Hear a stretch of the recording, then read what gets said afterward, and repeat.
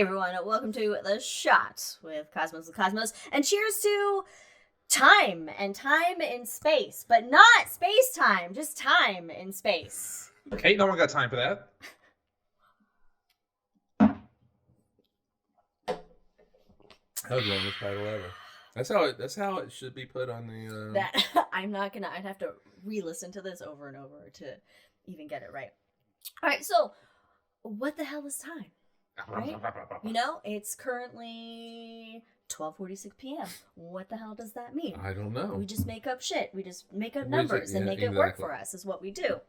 Now, the definition, though, according to dictionary.com, is the system of those sequential relations that any event has to any other as past, present, or future. Indefinite and continuous duration regarded as that in which events succeed one another. So it's all relative, is what you're saying. It's all relative, of course. Now, you know, we all know our time. We use it to tell time, mark events, celebrate birthdays, know when we start work and end work, tell how long our podcast some is. Of us. I've heard stories of some that don't. Yes. You know, and of course it's very Earth-centric. So our time is based on the Earth's orbit or revolution. That's our year. And the Earth's rotation, which is the days. Mm-hmm. Now, there's two different kinds of time for even an Earth day. There's a sidereal day, and there's a solar day. I've always loved sidereal. It sounds like a Jedi saying, like a Sith. It's Sith sidereal, yeah. But the sidereal day is essentially as the Earth rotates when the stars return back to the same position they were in when you started said rotation. Whereas a solar day is when, based on the sun, and when the sun comes back to its same position from the start of that rotation. And they slate their time, which I didn't write down what the exact times are for it. I can tell you. Go for it. Thank you. Please tell me. Sidereal is 23 hours, 56 minutes. And because of the Earth's motion around the sun, the solar is 24 hours. Nerd. Thank you. That's why it's a difference of 4 minutes. Yes, so they're different, so they're not the same time. So we don't have, it's not just, one time all the time, everywhere. There's a bunch of different time systems that are in place, and we can see that for humanity in the terms of time zones that we have created, where it can't be 5 o'clock everywhere, but it's 5 o'clock somewhere. That also means it's 5 a.m. somewhere. Well, so that's early. And this is important for for those that are in the same areas who are maintaining like constant communication, that they're on the same relative time to each other. And so now the time zone itself, that's defined by some standard offset of what's called a coordinated universal time, or UTC. Greenwich. Or GMT, Greenwich Mean Time. Which was apparently created by Sir Sanford Fleming, an engineer for the Canadian Railways. Hey! Yeah, the time zones in the US, our time zones, it was based on like railways and them trying to keep track with the other cars and everything. They wanted to keep the trains running on time. Yeah, so we've essentially had to create our own various time systems to fit different situations and needs of humanity on Earth. We are the Time Lords. Time Lords. We are the original Time Lords. So that's all well and good. Yeah. Here on the planet Earth, when, say you travel abroad and we're, Brandon's on assignment and we're texting and we go, oh, wait a minute, it's like 2 a.m. for him. Well, maybe we shouldn't text him right now. But we still do. But what about when we're eventually not on Earth? Oh, good question. Right? This is an exciting topic. So not only are humans planning to return to the moon and Mars and establish bases there, etc., in the long run. But currently we do have a presence in space and not on Earth and at other planets, and that would be our spacecrafts and our robots that we send there, right?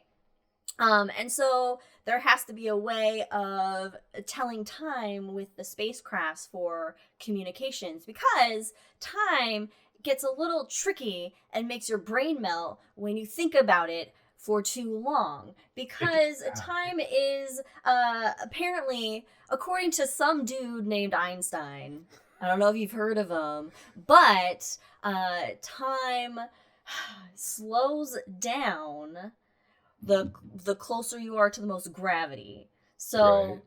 so Sounds all basically, wibbly-wobbly. so it is, and it is. So the moon, okay, it's further away. The primary gravity source is going to be the Earth. So if you're on the moon, time actually moves a little bit faster for you on the moon.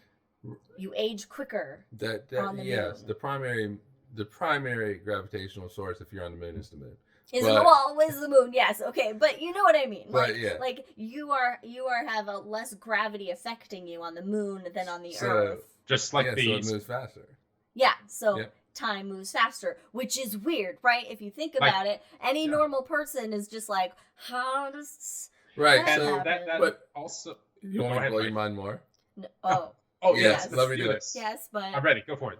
So, from the perspective of the Earth, the astronaut on the moon, time is moving faster for him. Okay. For the astronaut on the moon, for the when they look at the person on the Earth, time is moving slower because more gravity. However, the astronaut on the moon actually experiences time moving at a normal rate. And so he doesn't actually feel that time is moving faster. And it's not like his body ages quicker and things like that. And so he still feels time move at a normal rate. And if we can continue this mind fucking, that's on the moon. We, of course, have astronauts on the International Space Station. But the space station is close enough to the Earth where it doesn't have this relativistic feeling of time moving slower. So, in fact, because they're moving faster, their time is slower than Right. here on Earth. So even though they're Exactly. still in space, it's a whole different weird time wobbly thing. Yeah. It gets fucked up. Did we Really just steal does. your thunder? No, you didn't. In fact, thank This you was for a fun that. fact. Thank you for that. I enjoyed it. My brain is broken, but that's what happens. So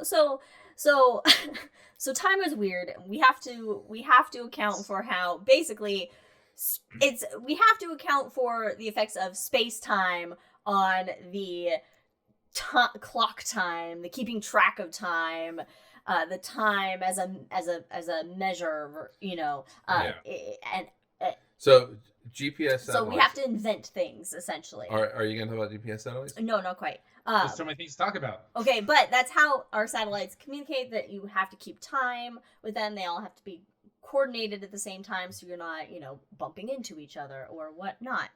So, that being said, that we've made all these different time systems to use on the Earth and to currently use with our spacecraft that are off the Earth.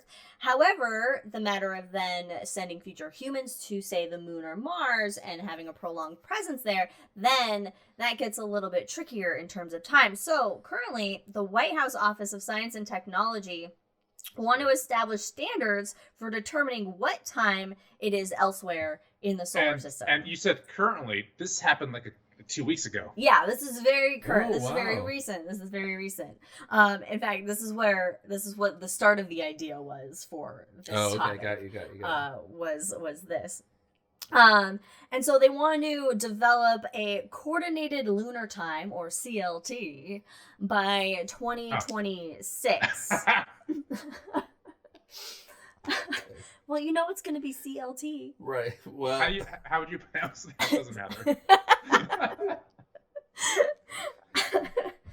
what's the clit tone? Oh. Oh, he didn't even see it. I didn't have it written down. I No. just did it after the fact. Anyway. Oh, Alright. 12 o'clock clit tone. Well, you know how they like their initialisms, or whichever one it is. Anyway, this this lunar time will be kind of after the expected time frame that the Artemis astronauts will land on the moon.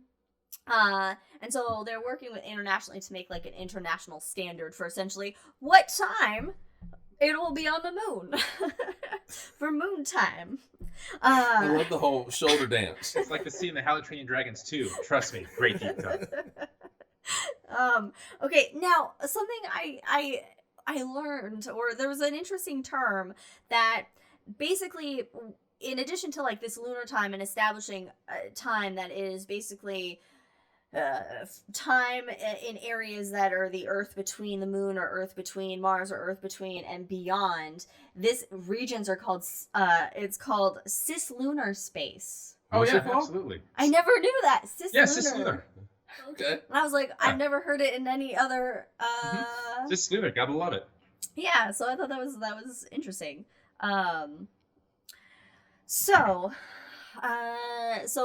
So we're currently trying to figure out how to tell time on the moon and developing a system for that. All right, so at the end of the day, why does all this shit matter, right? Why do we need to be able to tell time in all these different regions? I think it's because knowledge is power. Knowledge is power. And you know what? When you drink, you know things. Copyright Game of Thrones. Powerful when you drink. But you know, instead of tracking like holidays and anniversaries and stuff on the moon, the main importance of it is to be able to operate the equipment that we have there. You know, so the astronauts can function in relation to how everybody else is functioning on Earth, you know, with mission controls and whatevers. And so it's everything it's for logistical reasons in space, for cooperative exploration, etc. Which is exactly why we developed all the time bullshit on Earth anyways, for coordinated, you know, working with others, and other countries, etc. So the moral of the story is that we don't really know how to tell time yet beyond Earth very well. We're still figuring it out. But we will. But we got some good ideas. We will. So, you know, cheers to clocks and the inevitable future of moon and Martian pinup calendars. Thanks for following that. Sorry. I'm so sorry to interrupt you. It's like Perseverance in a little bikini. Oh my gosh, yes. Ingenuity is like, oh. Yes. The Martian robot pinup calendar. Someone make that. It reveals all, and it's like, I don't know, the RTG falls out. Anyway, thanks for joining us, everyone, on the shot with Cosmos the Cosmos. Follow us on all the things at Drinking Cosmos on Twitter, and Cosmos the Cosmos everywhere else. Bye. We're out of the time for today.